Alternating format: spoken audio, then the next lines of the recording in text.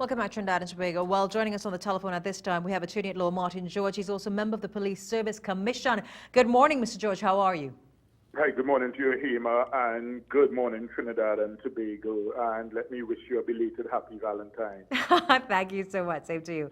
My first question, obviously, crime continues to dominate the headlines in this country, whether it be domestic crime, whether it be murders, killings, statistics, serious, not serious, non-fatal crime.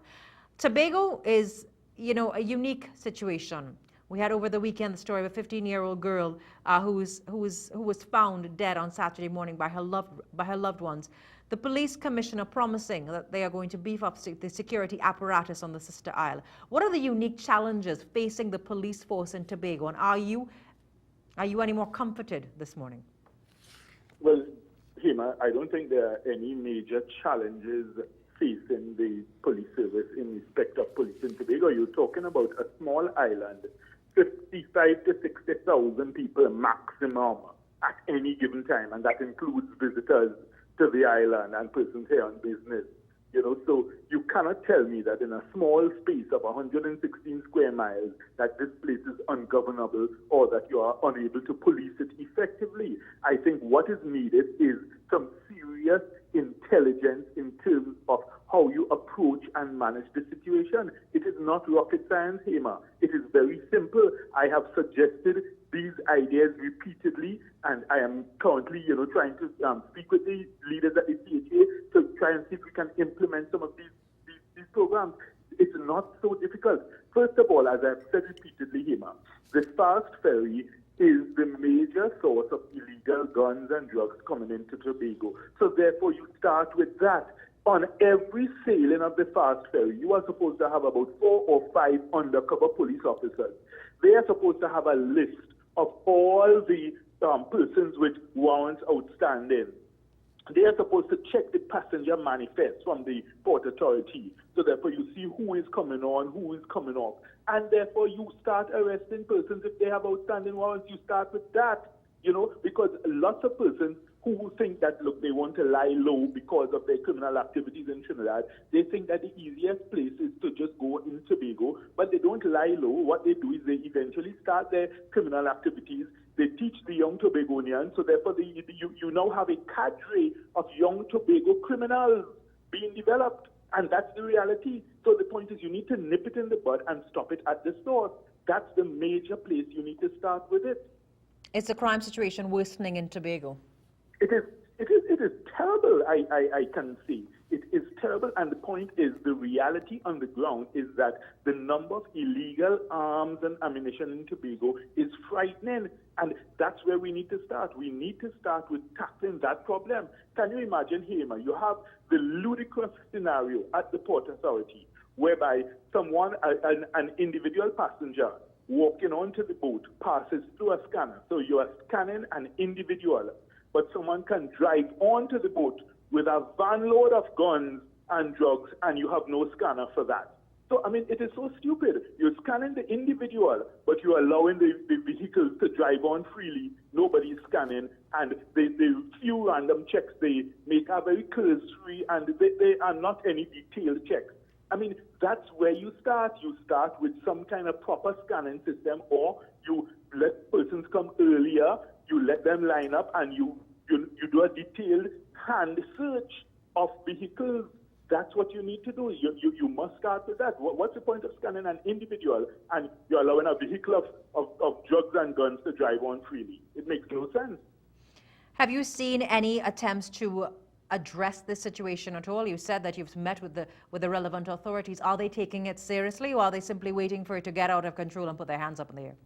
Well, I am seeing definite signs that they are willing to listen to new ideas. They are willing to, engage in discussions with various stakeholders. So that's a promising sign. But what I always say is that we must ensure that we never remove the fundamental responsibility for policing from the police service.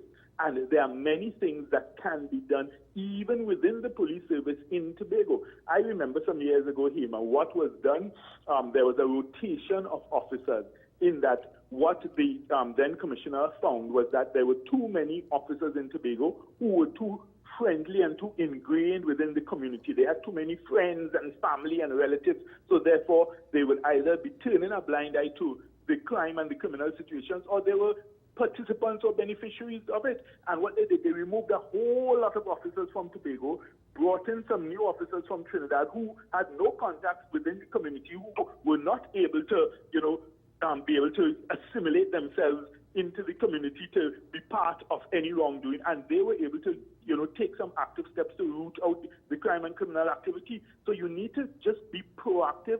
You need to think outside the box a bit. You need to take steps within the ambit of your powers and do the things that can be done. It's not difficult to do. This is more than manageable. A small island with 55 to 60,000 people. Let me also ask you this question as well, Martin. I know you've been recently reappointed to the Police Service Commission. I understand that interviews have started for the position of top cop from sources. Oh, well, you seem to have more information than I do because I'm not aware of that yet. Do you intend to resume the interviewing process? Well, the process has begun, but as to actual interviews, to the best of my knowledge and understanding, we have not gotten to that stage yet. Where have you reached in the process?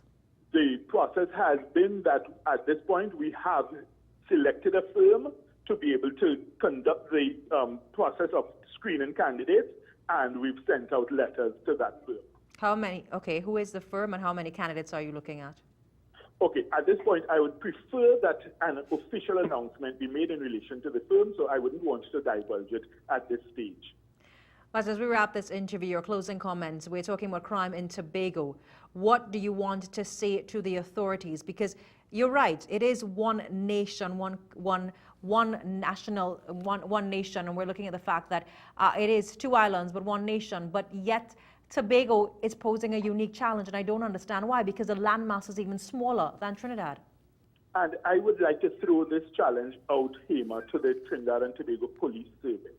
If it is that you are saying that, look, you are overwhelmed, you are swamped with the national crime situation, and the overall scenario in Trinidad and Tobago, then I put this challenge to the head of the police service and the executive of the Trinidad and Tobago Police Service.